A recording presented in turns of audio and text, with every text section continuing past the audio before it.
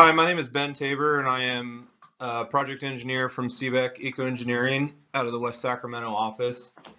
I am here today to talk about a project that we finished construction on last May called the South Cypress Salmonid Habitat Rehabilitation Project, and specifically the creation of the Nerve Pond side channel. I'm here on behalf of Chris Campbell, project director at CBEC, and with help from John Hannon from USBR. Here's a list of all the local, state, and federal agencies and organizations that assisted with the completion of this project. Funding came through the Central Valley Project Improvement Act via the Bureau of Reclamation and U.S. Fish and Wildlife Service. This is part of the regional objective in the Upper Sacramento River, which is called the Anadromous Fish Habitat Restoration Program. And the main goal is to rehabilitate sites both in channel and off channel due to the loss of naturally spawned salmonids in this reach of the river, and specific emphasis on the endangered winter run Chinook salmon. The project location is downtown Redding, California.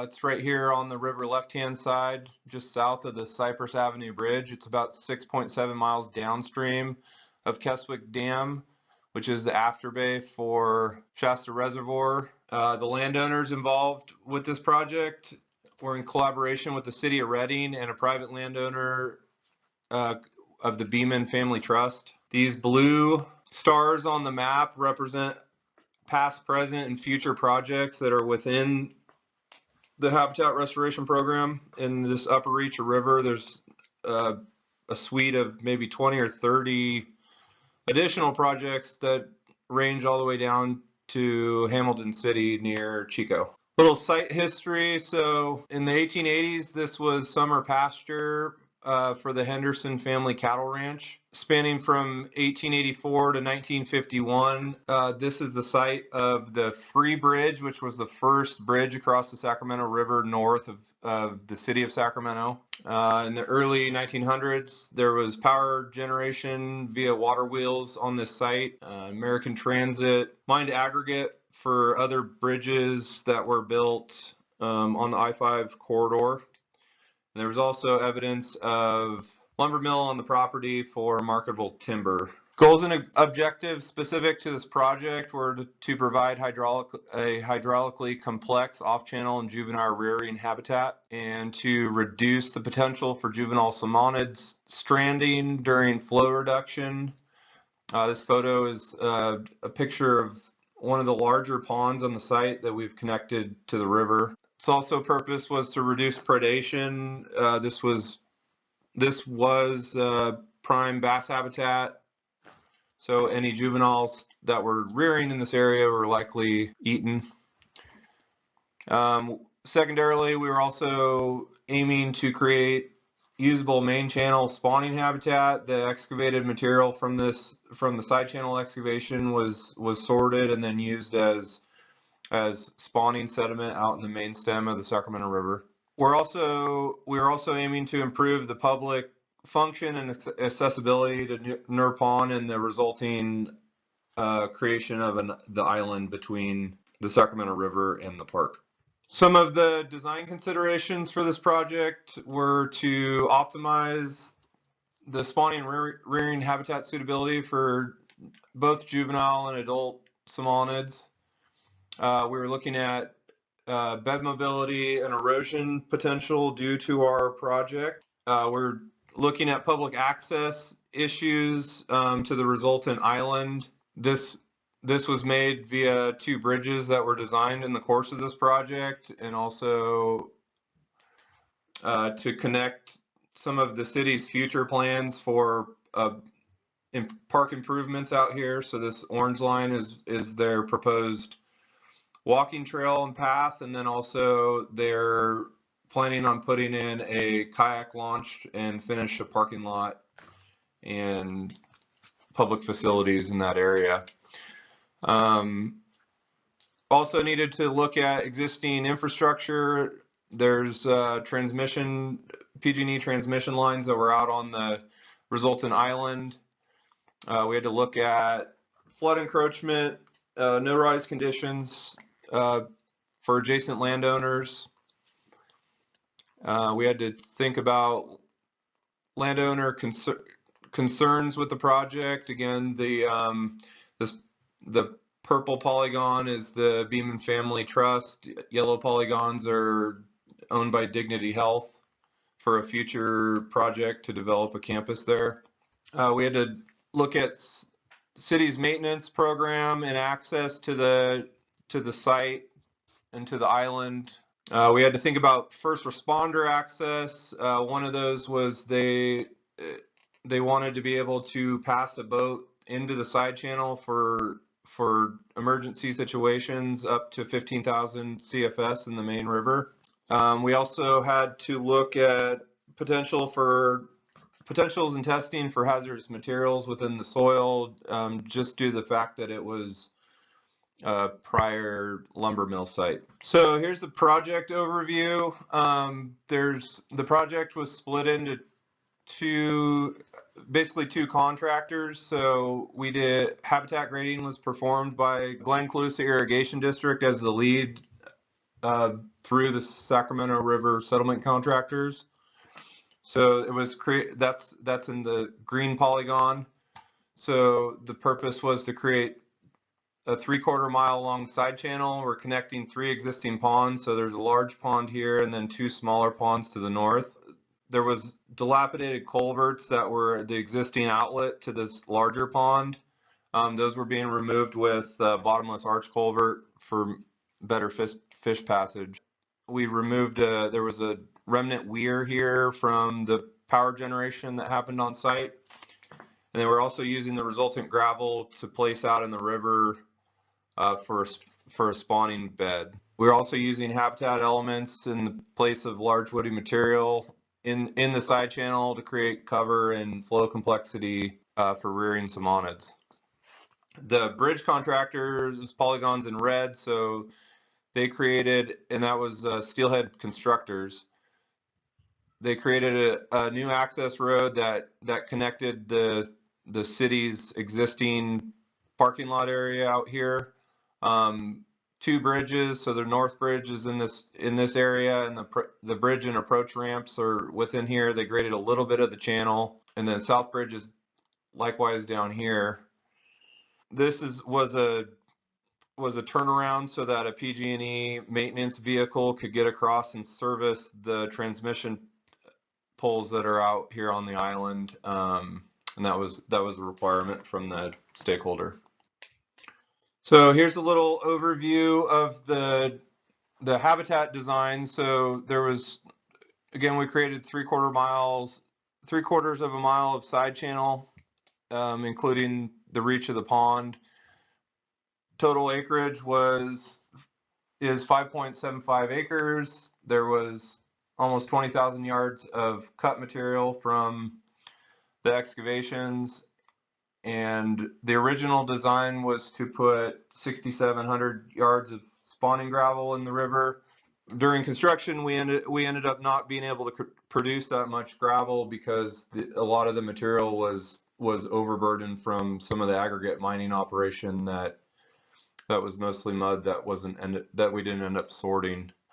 So you could see the existing conditions DEM versus the design conditions DEM, connecting these 3 ponds and then outlet all the way down to a backwater area in the main stem of the Sacramento. So here's a schematic of the north bridge. Both bridges were 80-foot wide spans, both arched in design. The north bridge was 80,000 pound rated, 12-foot wide for maintenance access, and that one had a 5-foot navigational clearance. An ADA compliant. South Bridge was for pedestrian access, 10,000 pound rated and 8-foot wide. That one had a 7-foot navigational clearance per request of search and rescue and Reading Fire Department. So when we're looking at habitat design, we went through and looked at exceedance probabilities for the outflow at Keswick Dam. And so we ran a suite of flows. 3250 was the typical minimum flow. 6,000 and 8,000 CFS is the winter run. Rearing and fall run spawning flows. A little bit higher, 10,000 CFS would be winter run spawning. 15,000 CFS was the maximum recreational flow. And 70,000 CFS is the 100-year flood event, which was our no-rise condition. So this is it was an iterative design process. We primarily look at hydraulic habitat suitability. This isn't taking into account cover and substrate. We're assuming that there will be near bank riparian vegetation for cover in some areas, and then also that the substrate for the spawning is place material that we have sorted. So we are assuming that is ideal for spawning situations. For juvenile rearing, we're looking at kind of a binary suitability. So we're looking at depths between 1/2 foot and 5 feet deep, and velocities from 0.1 to 2 feet per second. And then we use curves developed by the spawning habitat suitability curves developed by Kramer Fish Sciences and John Hannon. So primarily kind of looking at the 2 feet deep to 2 to 2.5 feet per second is kind of optimum for both Chinook and steelhead as a generalization. So here are the results of the final design for juvenile rearing. And with the flow through into the ponds, where there's a good majority of the side channel is in the high quality habitat area, which is your blues, all the way through the flow range. So once we start getting into the 10,000, 15,000 CFS, it starts moving to margin habitat if there are fish that are staying a little bit longer in the system. And so here's the spawning habitat suitability. Again, we designed this larger spawning platform. We ended up only putting about 2,000 yards in, so we greatly reduced the footprint. The other factor in this was when we started construction, there was they found Pacific States DWR found there was fall run reds already kind of in the existing conditions area of the project. So again, we're kind of our blues and greens are pretty good quality habitat in these areas up to kind of that higher flow. So here's some photos from the channel construction.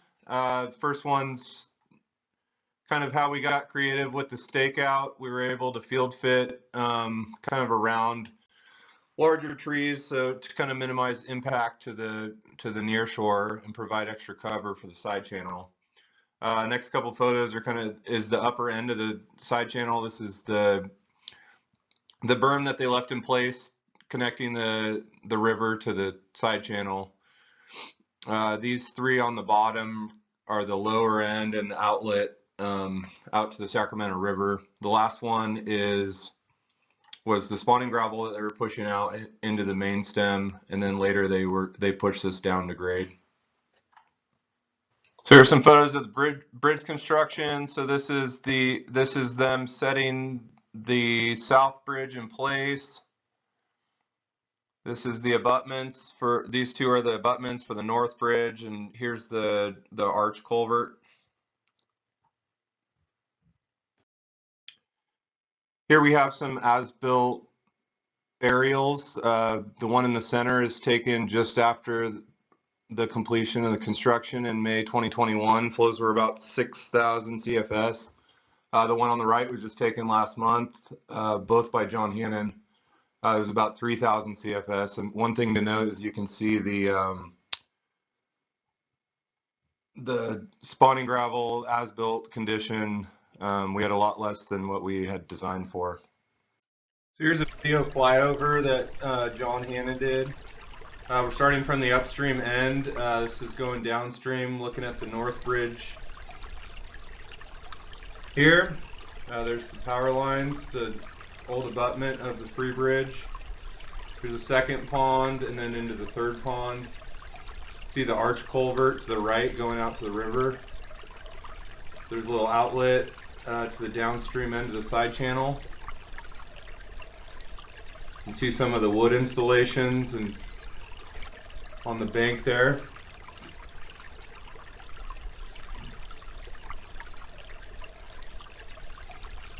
There's a little island we created. There was field fit in there. There's a low depression on the river right hand side. So we graded around that little island. So this is coming down to the approach ramp of the south bridge.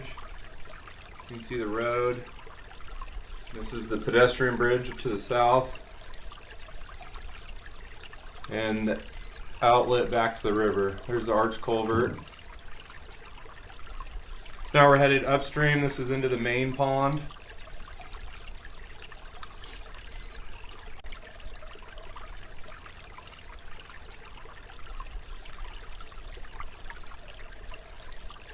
A lot of geese and ducks out there in May. There's a north bridge.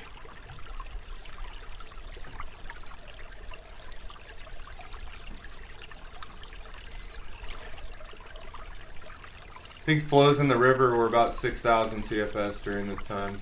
So here's the spawning gravel. You can actually see evidence of reds out there. Just a couple months. There's some fish on the in the gravel. They're classified as trout reds from DWR. Kind of a larger sweep over. So here's some information on some of the post-project monitoring that is being performed. DWR and Pacific States are doing red counts, and they're also doing monthly snorkel surveys in the area and other projects in the region. These are all posted on the Sacramento River Forum's website, but you can see after construction we were seeing a number of Chinook and trout in the side channel and the pond areas. The reason we have no data from November to February is because the water was too turbid for doing the snorkel surveys. And with that, I'm out of time, but thank you for listening to my presentation.